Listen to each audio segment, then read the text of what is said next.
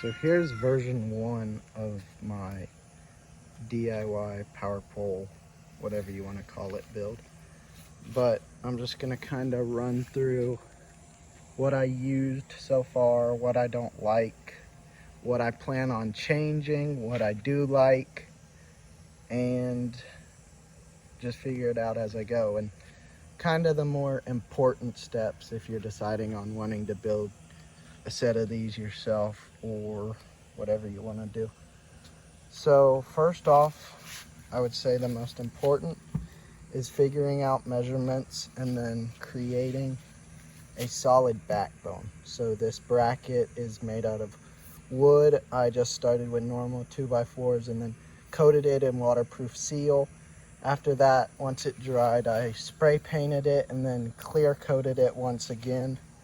But I also clear coated and sprayed these brackets. Might be a little overkill, but I feel like the finish looks a little better. And then from there, I took out all these bolts and stuff whenever I painted it and just painted it with the screws inside.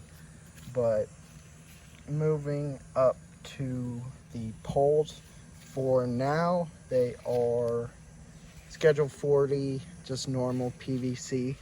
And these, while they're of course holding up right now since they're brand new, just in the long run I don't think they would hold up very well. And one of the issues I have with this is they're a little more flexible than I would like. So I think upcoming I'm gonna switch to aluminum and just do aluminum tubing all the way up.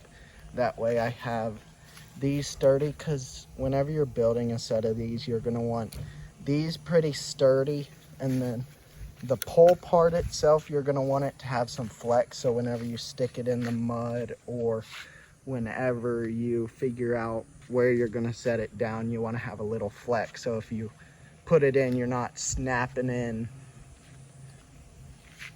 on rocks or whatever you come across. So I think I'm gonna stick to PVC here and then just upgrade those to aluminum. Another thing is, as you can see right now, they are quite large. So right now they're 5-foot poles each. I think what I'm gonna do is I'm going to cut them down to 4 feet, and then that will save me on some of the wobble issues or stuff like that that I have. And then like a normal bass boat, I think the max you can get is 10 or 12 feet, which these might be a bit overkill. So I think still cutting them down to 4 feet will give me about 6 to 8 feet of depth still, which is plenty I need. I mean, these are shallow water anchors for a reason. And then so down here, what I did is you can just get a steel rebar spike that's full metal. This is the 18-inch spike, but they make up to a 36-inch, and then it has pre-drilled holes in it. So all I had to do was drill into the PVC and then just bolt it on there. Of course, you got to figure out the right size, which, I mean, if you're doing this yourself, the measurements are going to be the most important thing. And a quick note on that is whenever you're measuring, whenever you first do your brackets and you want to figure out, how do I figure out what the right angle is so when I lift them they're straight up and down, so what you're going to want to do is either put a board or a piece of paper right behind it and then stick a pencil or something through that hole or something to just where you can make a mark to see where your points of contact will be whenever you have the poles in. And then what you'll do is you'll go up here and you'll mirror that exact same thing. So if you look, like this bolt sits here, this one sits here. If you follow this all the way up, it's the same pattern. And I figured that's the best way to do it, so you're not having to do a bunch of unneeded measurements and geometry. So that's kind of the build aspect of it. So I've had a lot of questions as well on deployment, and since I'm still kind of in the figuring out things myself process, I'm still trying to decide what the best way is. I've looked into 12-volt actuators and stuff like that, but if I climb up here, I just have a stringer hooked up on here for temporary, but if I just pull them, folds right up. And then the only issue I see with that is it's going to come in contact with some of my rods, I think. At that angle, I can't really tell, but the less strings I have, the better. So which is why I think doing 2 12-volt actuators will help out with that. And then I've had a lot of questions on how they work. So like, oh look, that one just deployed itself. How do you keep them in the ground? Well, these, I think, I haven't tested any of this stuff in the water. I'll probably do another video just deciding from there what the next step moving forward is.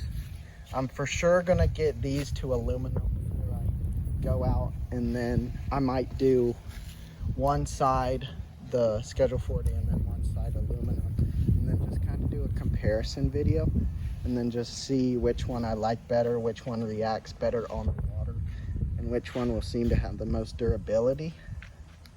But for right now, this is just where they're sitting. And then with the weight on the bottom of these, if you're sticking them into mud, these, like, this is pretty dry stuff right here, but you can see, like, it has some weight to it to dig into even dry ground. So they're not light.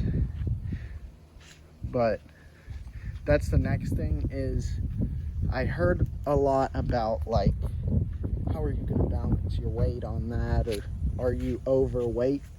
And honestly, probably yes.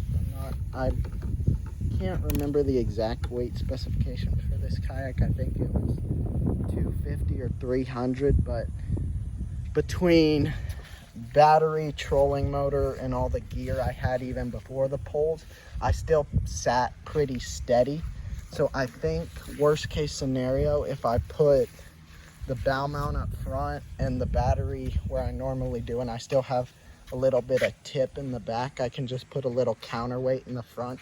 That'll level it out, because whenever I'm sitting on the water with motor and trolling motor still, I still have about that much gap of water. So I think I can squeeze it out. Actually, you know what? It's more than that. You can see the water line right along there. That's the mud line. But I think I should be good with that. I'm just still in the working process, figuring out how everything's gonna go, and just figuring out what's best and what you shouldn't do. So if you're trying to build these yourself, I would not build them exactly how I have them built right now.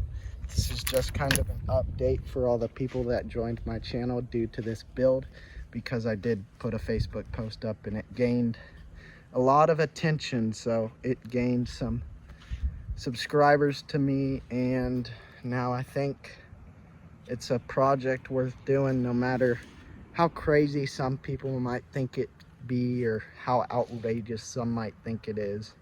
So that's pretty much it for now. I will get back once I figure out what my next steps are, but for now they look pretty cool, I can tell you that. And aesthetically they're there, but just how they're gonna work out, not entirely sure. But there's only one way to find out: just build it and figure it out. So I'll figure out a way to adapt. And then here's a better look at how it works when you lift it. It's just manual deployment at the moment, and it can fold back. I need to figure out some kind of clip in for it, so it'll say stored, and then that's just dropping.